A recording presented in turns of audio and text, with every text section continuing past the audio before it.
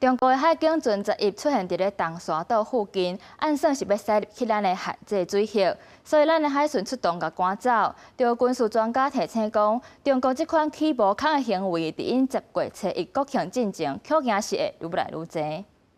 呼叫中国海警31洞幺。 你未经许可进入我方水域。11透早6点多，咱高东沙岛东北方20倍海里的所在，发现中国海警船研判对方想要驶向咱管的水域，海巡署派出台南舰，将因赶走，兼监控。中国海警船近年频繁在南海、印太海域对邻国进行挑衅、侵权行动，影响区域的安全稳定，又持续透过灰色地带策略侵扰。海巡署将持续派遣 舰船戍守东沙海域。今年1月到达，海巡署伫东沙水域赶走中国贵界船渔船146只厝，也扣留11只小船。最近中国海警船愈来愈接侵扰，共专家认为，甲中国特别国庆有关系。在未来到10月1号之前，很可能中国的解放军的海军或说海警都会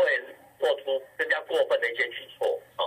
包括他们可能在10月1号前可能还有会举行演习。 专家表示，中国海警恐惊是借伫四边海峡进行渔民扎集，这种理由来做无湖地带的作战，加上东沙海峡离台湾的航程较远，海上执法的时较易出现问题。建议海巡署甲中国海警对峙时，加强录影来收集证据，安尼伫国际社会在做证明，也是出现争议的时，会当正做一个根据。公司新闻采访报道。